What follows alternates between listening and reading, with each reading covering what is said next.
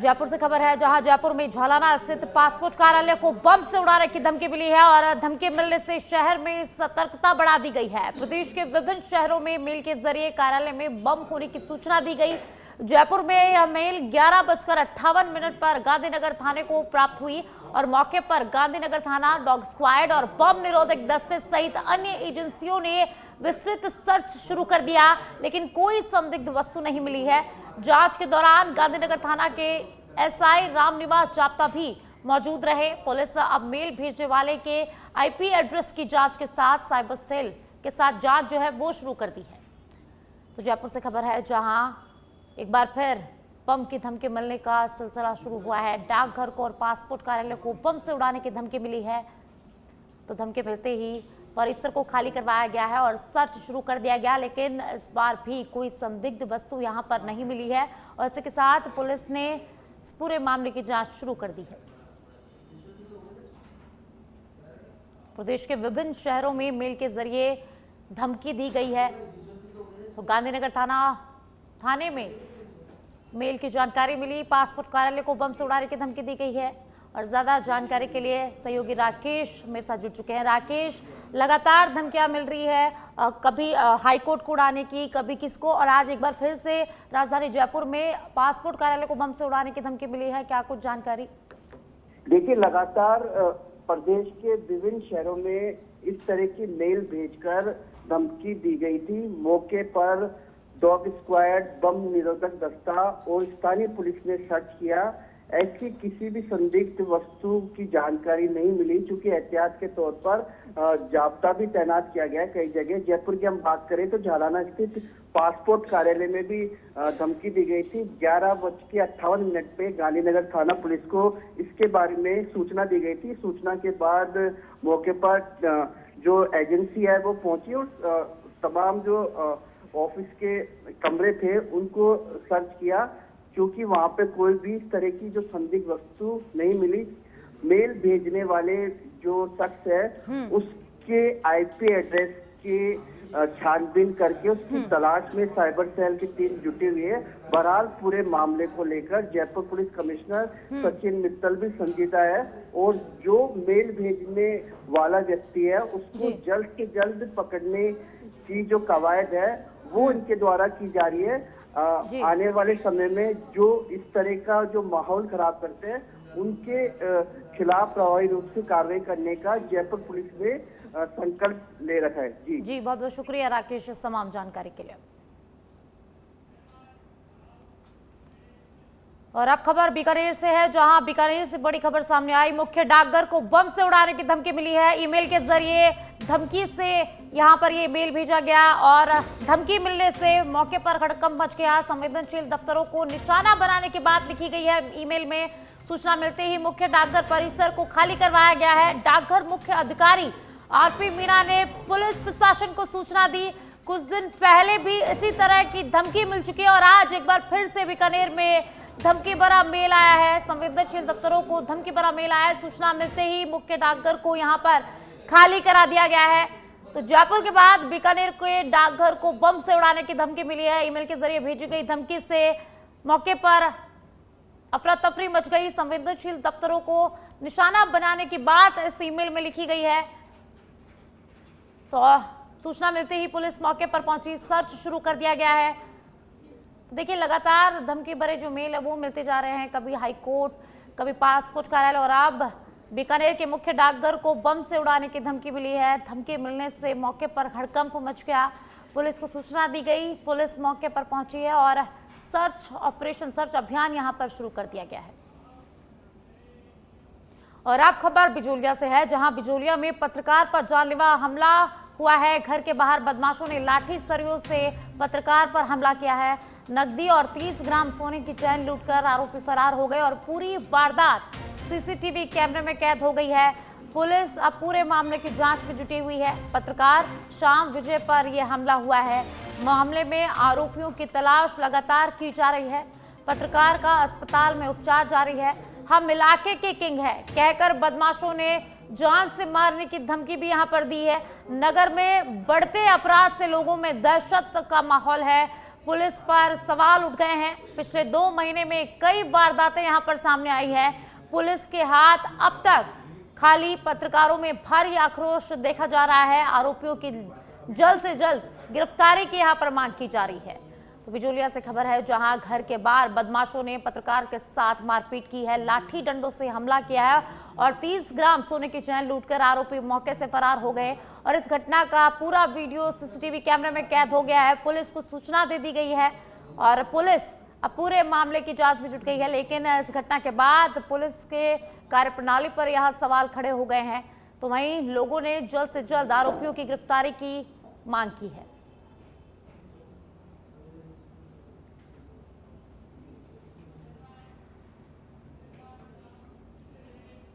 और अब खबर सिरोही से, जहां बड़ी खबर सामने आई। पेट्रोल पंप पर खतरनाक स्टंट, डीजल से स्कॉर्पियो धोकर रील बनाई गई है। वीडियो वायरल होते ही पालड़ी पुलिस का बड़ा एक्शन यहां पर हुआ है। रील के चक्कर में कानून तोड़ने वालों की गिरफ्तारी हो गई है। पालड़ी एम स्थित पेट्रोल पंप पर यह वीडियो बनाया था। डीजल से कार वॉश करने का खतरनाक वीडियो यहां पर बनाया गया था। पालड़ी पुलिस ने डीजल से गाड़ी धोने वाले महिपाल सिंह और उसका वीडियो बनाने वाले युवक को शांति भंग में अब गिरफ्तार कर लिया है। हालांकि ये वीडियो 4 दिन पुराना बताया जा रहा है, लेकिन पेट्रोल पंप संचालक ने थाने में कोई रिपोर्ट नहीं दी। पालड़ी थाने से मात्र 100 मीटर दूरी पर यह पेट्रोल पंप स्थित है, जहां वीडियो बनाया गया है। और अब पुलिस ने दोनों युवकों को गिरफ्तार कर लिया है, गाड़ी को भी जब्त कर लिया है। तो सिरोही से बड़ी खबर है, जहां स्कॉर्पियो को एक वीडियो वायरल हो रहा है। तो डीजल से वॉश करने का वीडियो वायरल हो रहा है और अब पुलिस ने इस पूरे मामले में बड़ा एक्शन लिया है। पुलिस ने दोनों आरोपियों को, दोनों युवकों को यहां से गिरफ्तार किया है। तो पेट्रोल पंप पर यह खतरनाक स्टंट सामने आया है, जानलेवा स्टंट सामने आया है। डीजल से स्कॉर्पियो धोकर यहां पर युवक ने रील बनाई है और अब वीडियो वायरल होते ही पालड़ी पुलिस का बड़ा एक्शन यहां पर सामने आया है। रील के चक्कर में कानून तोड़ने वालों की अब गिरफ्तारी हो गई है। पुलिस ने दोनों युवकों को गिरफ्तार कर लिया है और वाहन को भी जब्त कर लिया है।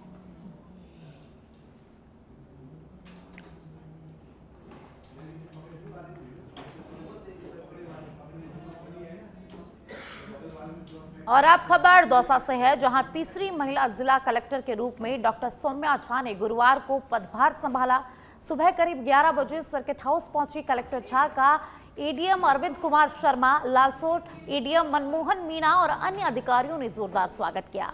मीडिया से बातचीत में कलेक्टर झा ने बताया कि उन्होंने अभी पदभार ग्रहण किया है और जल्द ही जिला अधिकारियों से फीडबैक लेकर कमियों और आवश्यकताओं का आकलन भी किया जाएगा। उन्होंने जनगणना को सबसे महत्वपूर्ण कार्य बताते हुए और सरकार की जन कल्याणकारी योजनाओं को आमजन तक पहुंचाने की प्राथमिकता देने की बात भी यहां पर कही है। आगामी चुनाव को लेकर उन्होंने प्रशासनिक तैयारियों पर जोर दिया। सर्किट हाउस में औपचारिक मुलाकात के बाद कलेक्टर जयपुर रवाना हो गई और सोमवार से नियमित रूप से दौसा में वे कार्यभार संभालेंगी।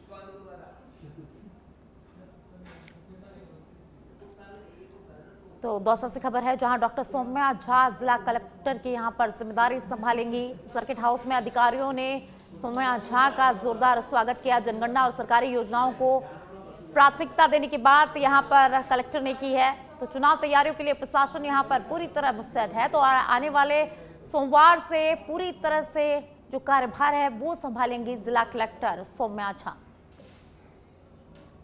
चाहूंगी कि जनता की यहाँ पे क्या समस्या है और सरकार की क्या प्रायोरिटीज़ हैं। तो पहले मैं सबसे पूछूंगी कि क्या समस्याएं हैं और उसके बेसिस पे हम अपनी प्रायोरिटीज़ लेंगे। पंचायत चुनाव की संभावित 23 सालों में आ गए हैं, तो कि काफ़ी संवेदनशील जिला माना जाता है चुनाव के दृष्टिकोण से। तो किस प्रकार की एक प्लानिंग रहेगी चुनाव को देखते हुए? जो मैंने फीडबैक अभी अफसरों से लिया है, यही बात सामने आई है कि इनकी अपनी तरफ से तो तैयारी पूरी है, लेकिन लोकल लेवल पे जो संवेदनशीलताएँ हैं उसको लेके हम ज़्यादा अच्छे से प्रिपरेशन करेंगे, लोकलाइज एनालिसिस करेंगे। जनगणना जैसे बड़ा काम भी आपके कार्यकाल में रहेगा, तो उसको भी एक तरीके से अच्छे से जनगणना हो क्या पूरी? हमारी वही बात है, आज मैंने अभी ज्वाइन किया है, अभी 15 मिनट ही हुए हैं, तो सभी अफसरों से फीडबैक लेके फिर मैं आपसे। सरकार की जो योजना है उसकी ग्रेडिंग में दौसा जिला बहुत पुअर स्थिति में है, तो उसको अप करने के लिए कैसा प्लानिंग रहेगी? ये मैं फिर से यही बात कहूँगी कि एक बार अफसरों के साथ मीटिंग लेके हम पता करेंगे कि कहाँ पे हम पुअर हैं।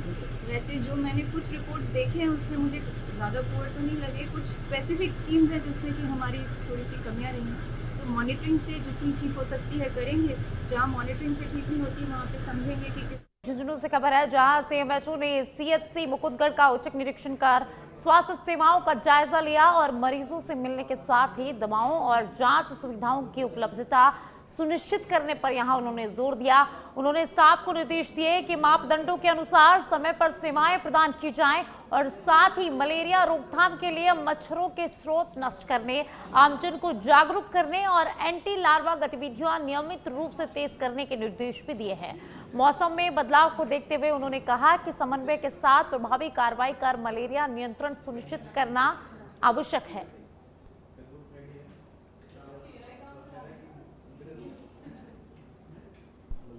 प्रोग्राम चलाया जाएगा।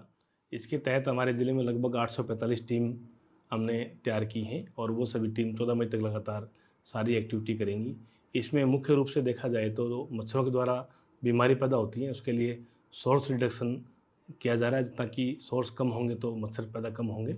साथ में ही जो एंटी लार्वल एक्टिविटी हैं वो की जा रही है। लार्वा पैदा नहीं हो, लार्वा पैदा होने के बाद में लार्वा किस तरह अपन ख़त्म कर सकते हैं उसके लिए कार्रवाई की जा रही है। दूसरा, इसमें ज़रूरत है कि समुदाय विशेष को जागरूक करने के लिए उसके लिए लार्वा का प्रेजेंटेशन किया जा रहा है। साथ साथ में जो सोशल मीडिया के प्लेटफॉर्म हैं उनके माध्यम से लोगों के मच्छर जनित रोगों के बारे में लोगों को समझाइश की जाएगी तथा साथ साथ में अगर कहीं पे इस तरह की बीमारी पैदा होती है तो उसके बाद में वहाँ पे सोर्स रिडक्शन करना, उसके बाद में लार्वा को ख़त्म करना और उसके लिए अगर कोई केस आता है उसका ट्रीटमेंट करना, ये सारा विशेष रूप से रखा गया है। लगातार ज़िले की सभी जो टीमें हैं, लगभग 845 टीमें हैं, वो इसमें काम करेंगी। आज मेरे द्वारा इसके तहत सीएचसी मुकुंदगढ़ का निरीक्षण किया गया और वहाँ पे आने वाले टाइम पे ये बीमारी आ सकती है उसके लिए समझाइश की, साथ में सीएचसी पे विजिट की और आने वाले। और अब खबर जैसलमेर से है जहां जैसलमेर में हनुमान जन्मोत्सव हर्षोल्लास और श्रद्धा के साथ मनाया गया। ऐतिहासिक गड़ीसर सरोवर से शुरू हुई भव्य शोभा यात्रा शहर के प्रमुख मार्गों से होती हुई पुराने बिजलीघर परिसर स्थित श्री गजटेढ़ हनुमान मंदिर पहुंची। इस यात्रा में सजे धजे घोड़े, ऊंट और आकर्षण झांकियों ने भक्तों का मन मोह लिया, जबकि नन्हे मुन्ने बच्चे प्रभु श्री राम और हनुमान की वेशभूषा में भक्ति का अद्भुत नजारा पेश यहां पर करते नजर आए। मार्ग में जगह जगह पुष्प वर्षा और प्रसाद की व्यवस्था की गई। पारंपरिक बैंड और स्थानीय कलाकारों द्वारा प्रस्तुत धार्मिक गीतों ने माहौल में आध्यात्मिक ऊर्जा भर दी। प्रशासन और सामाजिक संगठनों द्वारा सुरक्षा और यातायात के पुख्ता इंतजाम यहां पर किए गए। शोभा यात्रा मंदिर पहुंचने के बाद सामूहिक आरती के साथ संपन्न हुई और शाम को मंदिर परिसर में भजन संध्या और धार्मिक कार्यक्रम आयोजित किए जाने की भी तैयारी की जा रही है।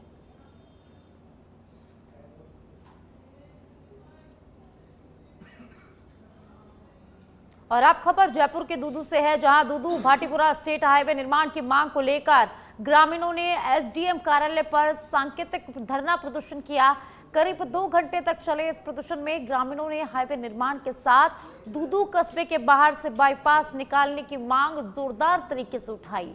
प्रदर्शनकारियों ने राज्य सरकार को चेतावनी देते हुए कहा कि यदि जल्द निर्माण कार्य और बाईपास की प्रक्रिया शुरू नहीं की गई तो वे मजबूरन जन आंदोलन कर सकेंगे।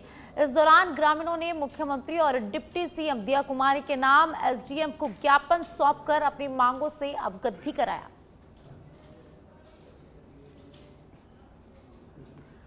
फतेहपुर से खबर है जहां फतेहपुर में राजस्थान पुलिस के एडीजी एस सेंगाथिर ने एक दिवसीय दौरे पर फतेहपुर पहुंचकर क्राइम मीटिंग ली और वार्षिक निरीक्षण के तहत सीकर पुलिस की कार्यप्रणाली का जायजा भी लिया। उन्होंने वृत्त कार्यालय फतेहपुर का निरीक्षण किया और अधिकारियों के साथ कानून व्यवस्था और यातायात सहित प्रमुख समस्याओं पर चर्चा कर समाधान की रणनीति बनाई। इस दौरान पुलिस अधीक्षक प्रवीण नायक, नूनावत समेत अन्य अधिकारी मौजूद रहे। एडीजी ने शहीदों को श्रद्धांजलि अर्पित कर यहां पर पौधारोपण भी किया। के लिए अलग से एक ट्रैफिक ब्रांच काम कर रहा है पुलिस मुख्यालय में। एडीजी ट्रैफिक इसी बात के लिए लगे हुए हैं। वो अलग से लगातार दुर्घटनाओं की या जो वाहन संबंधी समस्या है उसकी विश्लेषण करते रहते हैं और साथ साथ अलग अलग टाइम में अभियान चलाते हैं। और इनफैक्ट सीकर जिले में इसी साल दुर्घटनाओं से मृत्यु जो होता है उसकी संख्या में बढ़ोतरी भी हुई है। ये सीकर के लिए पूरा राजस्थान के लिए बहुत गंभीर समस्या है और उसको विश्लेषण करके मैंने कुछ बिंदु एसपी साहब को और टीम को, जिला टीम को सुझाया और साथ साथ इसमें कम करने के लिए जो अलग अलग उपाय हैं जो लोग जानते हैं उसमें वो बात करने की होती है। पुलिस के पास जो जितना साधन है संसाधन अजमेर विद्युत वितरण निगम लिमिटेड के पिलानी कार्यालय में कर्मचारियों के विरोध के बाद कनिष्ठ अभियंता विनय कुमार मीणा को निलंबित कर दिया गया है। कर्मचारियों ने जेईएन पर गाली गलौज, अमर्यादित व्यवहार, मारपीट की स्थिति पैदा करने, जान से मारने की धमकी देने और उपभोक्ताओं से दुर्व्यवहार जैसे गंभीर आरोप लगाए थे। स्टाफ ने शिकायत पत्र सौंपकर कार्रवाई की मांग की थी और चेतावनी भी दी थी कि कार्रवाई नहीं होने पर वे अनिश्चितकालीन धरने पर बैठेंगे, जिसके बाद विभाग ने तत्काल निलंबन की कार्रवाई की है।